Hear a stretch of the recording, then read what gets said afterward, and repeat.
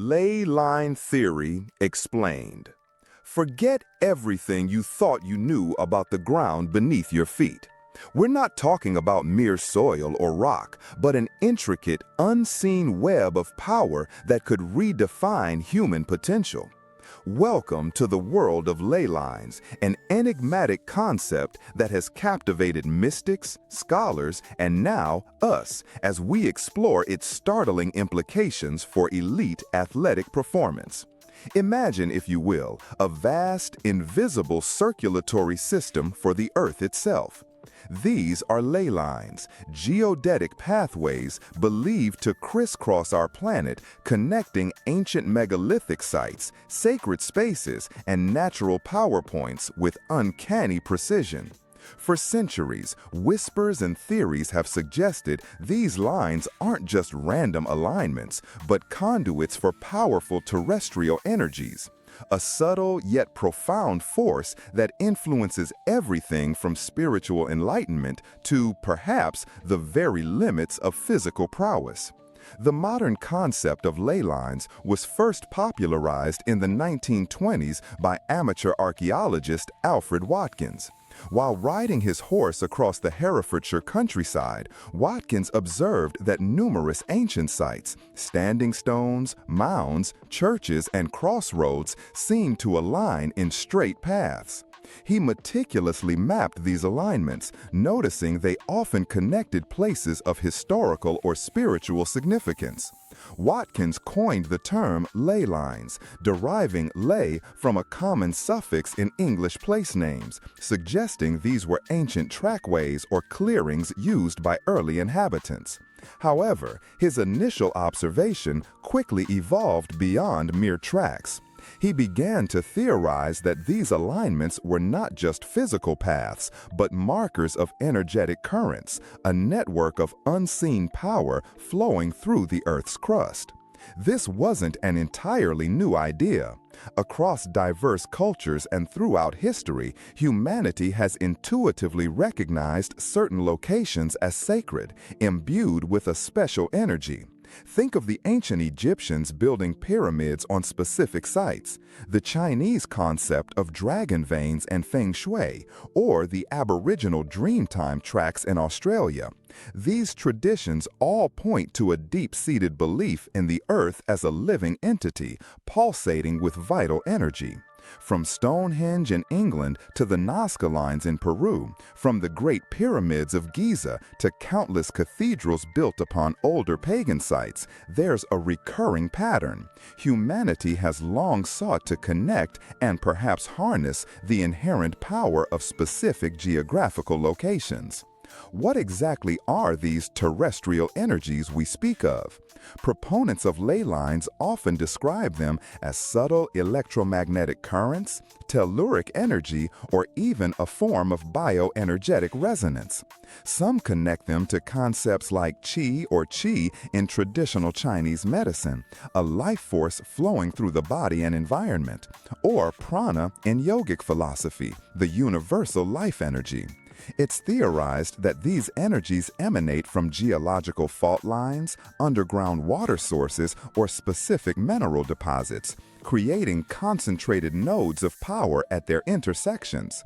These power points are where ancient civilizations often chose to build their most significant structures, perhaps sensing an innate vibrancy or a heightened state of energetic flow. The detection of these energies is, of course, where science and mysticism often diverge. Historically, methods like dowsing, using rods or pendulums to detect unseen forces, have been employed to pinpoint ley lines and energy vortices. While dismissed by mainstream science as pseudoscience, those who practice dowsing claim to feel distinct energetic shifts, an almost palpable presence at these sites. They describe feelings of heightened awareness, inexplicable calm, or even a surge of vitality when standing on a powerful ley line intersection. This subjective experience, though difficult to quantify, forms a core tenet of the ley line theory. But here's where our journey takes a fascinating turn. For centuries, the focus on ley lines has largely been spiritual or mystical, places for meditation, healing, or communion with higher powers. What if we shift that paradigm? What if these ancient energy currents aren't just for spiritual enlightenment or historical curiosity? What if they hold the key to unlocking extraordinary physical performance, a secret protocol known only to a select few, perhaps even subconsciously? The idea is audacious, even provocative. Could the very ground beneath us be a forgotten power source capable of influencing the human body at a cellular energetic level? If these lines truly channel powerful terrestrial energies, then standing on, training near, or even just being in alignment with these currents could theoretically provide an unseen advantage. Imagine a subtle boost to stamina, an acceleration of recovery, an enhancement of focus, or even an inexplicable surge of strength. This isn't just about belief, it's about the potential for a tangible physical edge derived from the earth itself. The concept moves beyond mere spiritual alignment into the realm of practical, albeit unproven application.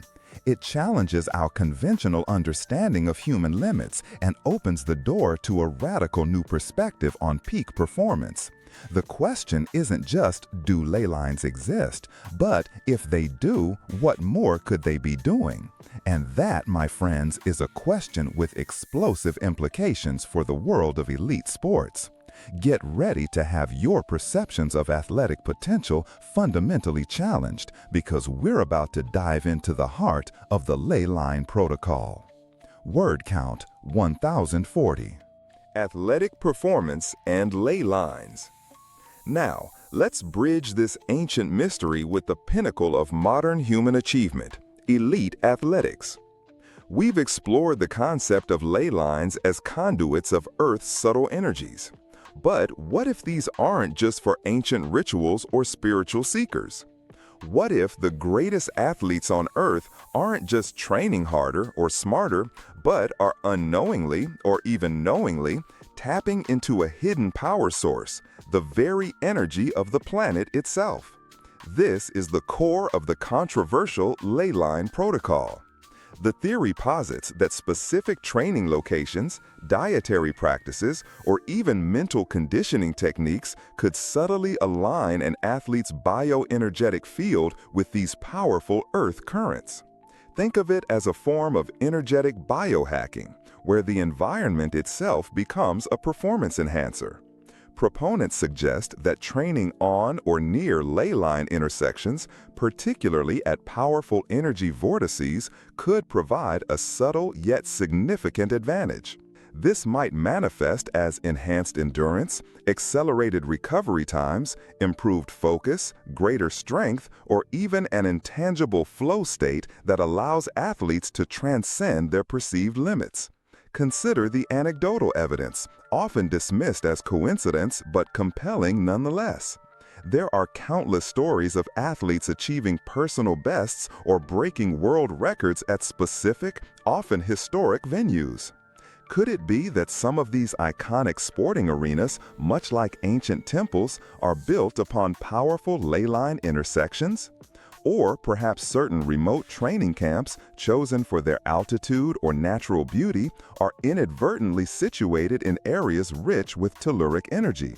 We often attribute these spikes in performance to training regimens, mental fortitude, or sheer talent. But what if there's a hidden variable, an unseen energetic boost at play?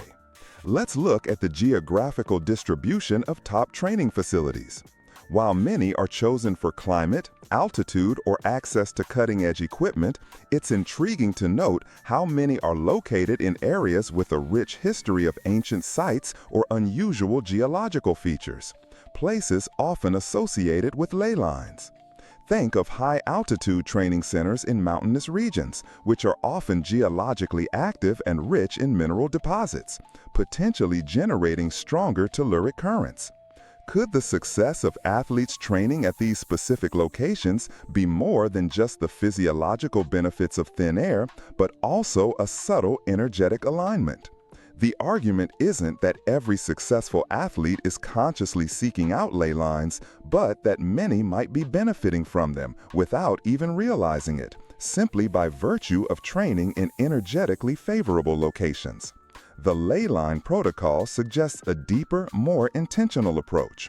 It theorizes that an athlete, through specific practices, could consciously tune their body to resonate with these earth energies.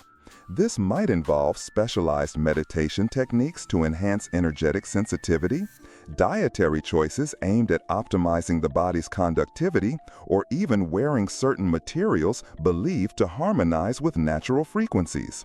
The idea is to reduce energetic noise and increase the body's receptivity to the Earth's natural currents, effectively turning the athlete into a living antenna for planetary power. Of course, we must critically examine the scientific feasibility. Mainstream science largely dismisses ley lines as pseudoscience, citing a lack of empirical evidence for their existence or the energies they supposedly channel. Critics argue that any observed alignments are merely coincidental, and that human perception is prone to finding patterns where none genuinely exist. The energies described are not measurable by conventional scientific instruments, leading many to conclude that the entire concept is purely theoretical or a product of belief. The placebo effect is a powerful phenomenon, and it's certainly possible that an athlete who thinks they are tapping into earth energy might indeed perform better due to enhanced confidence and mental focus regardless of any actual energetic transfer. However, the ley line theory doesn't necessarily reject science. Some proponents suggest that our current scientific instruments are simply not sensitive to detect these subtle energies. They point to fringe research in bioelectromagnetism and quantum biology, which explore the incredibly subtle energetic interactions within living systems.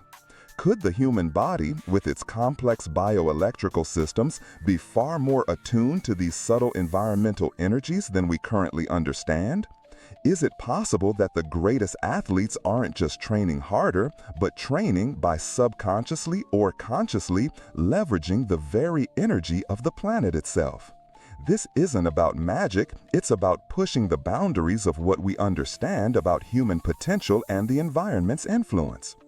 Whether it's a profound, untapped advantage or a fascinating intersection of ancient wisdom and modern ambition, the Ley Line Protocol forces us to rethink the invisible forces that might be shaping our world and our bodies. It encourages us to look beyond the obvious, to question the established norms, and to consider that perhaps the ultimate secret to Olympic gold might literally be buried beneath our feet, waiting to be discovered.